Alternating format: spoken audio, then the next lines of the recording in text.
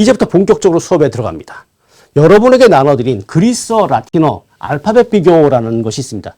도표로 나와 있습니다. 이런 도표가 있을 겁니다. 그럼 우리는 이걸 다 볼 거냐? 절대 그럴 일이 없습니다. 자, 이 도표를 보면은 우리가 아는 그리스 알파벳, 알파부터 시작됩니다. 알파, 베타부터 시작되고, 그 다음에 마지막이 오메가. 그래서 성경도 나는 알파요, 오메가다. 만일 예수님이 오늘날 다시 태어나면 나는 A요, Z다. 라고 얘기했을 겁니다. 당시 사람들이 알아들 수 있는 언어로 얘기했던 겁니다. 나는 알파요, 오메가다. 나는 시작과 끝이다. 자, 이렇게 얘기하는 겁니다. 그러면 이 그리스 알파벳에서 사실 오늘날 거의 서구어의 알파벳이 나오는데 그 그리스 알파벳을 누가 차용하느냐? 이 로마인들이 차용합니다. 그 로마인들의 알파벳이 오늘날 우리가 쓰는 그 알파벳이 되는 겁니다. 그러면 대문자가 있고 소문자가 있습니다. 대문자 옆에 소문자. 자, 그럼 이 알파벳들을 보면서 자, 알파부터 우리가 오늘날 코로나 시대를 겪으면서 그냥 원치 않게 그리스 알파벳을 많이 공부하기 시작했습니다. 오미크론부터 뭐 오만 알파, 베타 뭐 이런 거 우리 다 알고 있습니다. 왜? 그 코로나 바이러스 이름 때문에. 자, 보면 다음 장에 보면 타우가 있습니다. 그럼 이 알파부터 타우는 그리스 문자냐? 그리스 문자 아닙니다. 그럼 어떤 문자? 페니키아 문자입니다. 자, 사진을 보여드리겠습니다. 이겁니다. 이 돌이 페니키아 문자를 나타내는 겁니다. 이 돌은, 이 사진은 제가 직접 레바논 비블로스라는 곳에 가서 찍어온 사진입니다. 비블로스라는 말을 딱 들어보면 비블로스 들어봤습니까? 안 들어봤죠? 근데 여러분 성경을 영어로 뭐라고 하죠? 영어로? 예, 바이블. 예, 바이블이란 말이 어디서 나왔냐? 예, 그리스의 비블로스라는 말에서 나왔습니다. 책이란 뜻입니다. 자, 지금부터 제가 설명하는 단어들 하나, 나는 그리스어 한 번도 배워본 적이 없어요. 저는 라틴어 한 번도 배워본 적이 없어요. 여러분 그러시면 저한테 거짓말하는 겁니다. 우리는 일상 중에 많은 단어를 이미 그리스어와 라틴어를 영어를 통해서 접한 것들이 있습니다. 저는 그것을 확인시켜 줄 겁니다. 자, 여기서 알파부터 타우까지는 바로 페니키아 문자에서 나온 거고 그 이후에 5개 문자, 입실론과 오메가, 이것이 그리스 사람들이 추가한 겁니다. 그러면 고대인들의 읽기와 쓰기, 레제레 에트 스크리베레, 고대인들의 읽기와 쓰기는 왜 필요했을까요? 고대 사람들에게 있어서 특별히 이 읽기와 쓰기가 필요했던 사람들은 누구였을까요? 자, 질문의 목적은 항상 뭐다? 제가 물을 마시기 위해서입니다. 자, 고대 사람들 중에서 읽기와 쓰기가 특별히 필요했던 사람들은 누구냐? 오늘날로 하면 회계입니다. 부기입니다. 장부정리입니다. 장사하는 사람들, 상업하는 사람들에게 이 문자가 너무나 필요했습니다. 가령 내가 얼마의 돈을 누구에게 빌려줬고 누구에게 거래 기록을 남겼어야만 했습니다. 고대 사회의 읽기와 쓰기에 가장 필요한 사람들은 자본가, 대상인, 대지주계급이었습니다. 그리고 또 한 세력, 권력계급이었습니다. 황제나 왕이나 이런 권력계급들이 문자가 필요했습니다. 이 두 세력의 그 읽고 쓰기에 대한 열망은 똑같은 이유였습니다. 어떤 이유? 상업가 세력들은 그 자신이 갖고 있는 부가 계속 자녀들에게 유지되기를 바라는 마음. 반대로 권력층은 자신이 갖고 있는 권력이 자녀들에게 계속 유지되기 위한 마음에서 이 읽기와 쓰기를 배웠습니다. 자, 그러면 우리는 그 권력, 그것을 위해서 읽기와 쓰기를 하냐? 분명히 그건 아닙니다. 자, 그래서 이 페니키아 문자에서부터 이제 글자가 오기 시작합니다. 근데 이 그리스어는 또 어디로 거슬러 올라가냐? 이제 오늘 본격적인 수업, 어디? 여러분이 갖고 있는 이 유인물, 산스크리트어에서부터 시작됩니다. 자, 우리가 본의 아니게 약간 수업의 시간을 조금 놓쳤습니다. 걱정하지 마십시오. 이게 온라인 강의가 안 되면 뭐 어떻겠습니까? 한번 오프라인으로도 한번 만나봅시다. 대표님 가능하겠어요? 예, 모르겠습니다.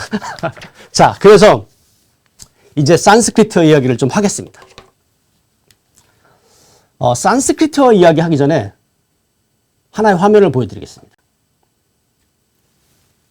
전차변을 다 보면 이곳이 비블로스라는 곳, 아까 제가 페니키아 문자를 보여드렸잖아요. 그 페니키아 문자, 그 비블로스라는 곳을 가기 위해서 거쳐가는 곳입니다. 이 동네의 이름은, 동네 이름이 진짜 멋있어요. 역사의 계곡입니다. 동네 이름이 역사의 계곡이야. 왜 역사의 계곡이라고 불렀냐면 이 계곡을 지나갔던 사람들이 저 같은 범인들이 아니라 이 계곡을 지나갔던 정복자들이 자신의 이름을 남겼기 때문에 이 계곡의 이름을 무엇이라고 불렀느냐? 역사의 계곡이라고 불렀습니다. 자, 그 화면에 보면 나폴레옹 3세도 1860년에서부터 1861년에 이 계곡을 지나갔습니다. 이 계곡을 지나가서 내가 여기를 정복했어! 라는 의미로 자신의 이름을 남겼습니다. 그럼 오른쪽에 딱 보니까 잘 보이세요? 잘 보이십니까? 이게 누구 같습니까? 이게 아시리아 왕입니다. 아시리아 왕도 내가 지나갔어. 그러니까 아시리아 고대 시대 때는 문자가 없을 때는 뭐를 남겼겠어요? 내 모습의 형상을 남겼겠죠. 그러니까 아시리아 왕도 내가 여기를 지배하고 갔어. 당신의 형상을 남겨놓은 겁니다. 이곳은 아시리아 왕, 그리스, 로마의 제국의 어떤 사람들, 그리고 가장 최근에는 2차 대전 때 미군들도 지나갔다고 그 표식을 남겨놨습니다. 그래서 이 동네 이름을 역사의 계곡이라고 부릅니다. 저는 이곳에 서면서 정말 이 위대한 문화재가 그냥 이렇게 방치되어 있다는 사실에 놀랐지만 그 방치되어 있던 그 문화재에 넘어서 이런 생각을 해봤습니다. 이 계곡을 지나갔던 수많은 권력자들, 그 사람들은 자신의 이름을 이 계곡에 남겼습니다. 근데 그 권력자들이 남긴 그 이름들 가운데서 여전히 이 땅을 소유하고 있는 사람이 단 한 명이라도 있을까? 단 한 명도 없습니다. 우리는 과연 무엇을 남길 수 있을까? 자, 어느 날 제가 어디 강연을 갔습니다. 30대 청년들을 위한 강연이었습니다. 수업이 끝나고 질문을 자유롭게 받았습니다. 근데 어떤 한 청년이 제게 이런 질문을 했습니다. 선생님, 제가 제일 싫어하는 호칭이 선생님입니다. 선생님은 없습니다. 인간은 선생이 될 수가 없습니다. 인간은 존경의 대상이 아니기 때문에. 근데 그분이 그랬습니다. 선생님은 참 많은 거를 이야기하셨고 저에게 많은 감흥을 주셨는데 선생님은 무엇을 인생에서 남기고 싶습니까? 라는 질문을 받았습니다. 제가 뭐라고 대답했을까요? 저는 이렇게 대답했습니다. 저는 제 인생에 있어서 남기고 싶은 게 있지 않고 남기고 싶지 않은 것이 있는데 그것은 후회입니다. 저는 후회를 남기고 싶지 않습니다. 이렇게 얘기를 하니까 후회를 남기고 싶지 않다고? 그럼 당신은 후회하는 일이 없다고? 아닙니다. 그 반대입니다. 후회하는 게 많기 때문에 그렇습니다. 자, 우리가 남들에게 좋은 것을 보여주고 많은 어떤 성취를 보여주려고 하지만 실상 내 내면을 보면 사람들에게 자랑할 거리도 많지만 자랑하기 어려운 것들이 더 많습니다. 자, 키케로는 이런 말을 했습니다. 나는 한 생을 산 것을 후회하지 않는다. 나는 내가 태어난 것이 무의가지 않았다고 여기게끔 살아왔다. 이렇게 말할 수 있으면 얼마나 좋을까요? 근데 현실은 그렇게 말하기 어렵습니다. 자, 오늘 저는 이 수업을 통해서 여러분에게 부단하게 어떻게 하면 우리는 통념을 깰 것인가? 어떻게 하면 우리는 쉬운 선택을 하지 않을 것인가? 그리고 내가 선택한 이 수업을 들었다는 것이 잘했다라는 결론을 내기 위해서 무엇을 남길 수 있을까? 사실 이것은 모든 것이 이어지는 통로는 바로 나는 이 생에서 무엇을 남길까? 내가 남기고 싶지 않은 것, 후회라는 겁니다.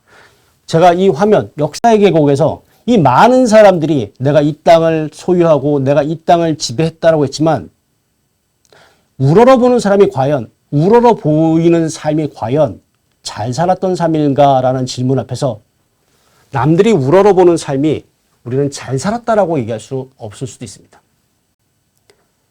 몇 해 전에 제가 대법원에 가서 대법관 대법관들 상대로만 강의를 한 적이 있었습니다. 대법관 12명을 모셔놓고 강의를 했습니다. 공무원들, 상당히 높은 공무원들이 와서 저에게 막 긴장하면서 교수님, 그 12명이라고 생각하시면 안 됩니다. 막 그러시는 거예요. 왜요? 그러니까, 이 12명은 대통령도 12명 모아놓기가 어렵습니다. 그 모아놓기 어려운 12명 앞에서 교수님이 강의해 주시는 거니까 좀 특별하게 더 준비를 잘해서 강의를 해 주십시오. 그랬습니다. 그래서 제가 알았습니다. 라고 이제 강의를 했습니다. 자, 대법관입니다. 사실 법조인으로서 올라갈 수 있는 최고의 자리에 올라간 사람들입니다. 남들이 보면 최고의 법조인들입니다. 자, 그들에게 제가 이런 얘기를 했습니다. 남들이 보기에 우리는 참 대단한 사람이라고 볼 수 있다. 그런데 나라는 사람이 지금 여기 앉아 있고, 그리고 나라는 사람이 이 앉아 있는 이 밖에 벽이 놓여 있다. 나는 이 사방으로 쳐진 벽 안에 나는 있다. 벽 안에 있는 나는 벽 밖에 있는 사람들이 와서 때로는 이 벽을, 담장을 빨간색으로 막 칠할 경우도 있고, 어떤 사람들은 와서 거기에 금딱지를 막 붙이고 가는 사람도 있었고, 또 어떤 사람들은 그 담장에 막 낙서를 하고 가는 사람도 있고, 어떤 사람은 그 담장에 낙서가 아니라 욕을 하고 가는 사람도 있고, 여러 종류의 사람이 있다. 그런데 그 담장에 낙서와 색칠한 그 어떤 것 중에 나는 없었다. 남들이 표현한 것 중에. 이 담장, 그들이 나를 금딱지로 표현을 하고 나를 엄청나게 칭송을 하고 또 어떤 사람들은 엄청나게 욕을 하고 여러 부류의 사람이 있지만 이 담장 안에 있는 나의 모습 가운데 그들이 표현한 것 가운데 나는 없었다. 그럼 나는 어디에 있는가? 자, 너와 내가 평등할 수 있는 것은 바로 어떤 것? 운명에 대해서 이야기할 때 우리는 평등해질 수 있다라고 얘기했습니다. 제가 나눠드린 그 수업 첫 번째 과제문 아래 로마인들은 운명이라는 단어를 어떻게 썼냐면 fatum이라는 단어를 썼습니다. 영어는 fate, F-A-T라고 합니다. 이 fatum이라는 단어는 라틴어 for, F-O-R. 이 for라는 동사는 말하다는 동사입니다. 이 말하다는 동사에서 fatum, 말한 이라는 과거분사가 나오고 이 과거분사 fatum에서 영어의 fate, 운명이라는 단어가 나옵니다.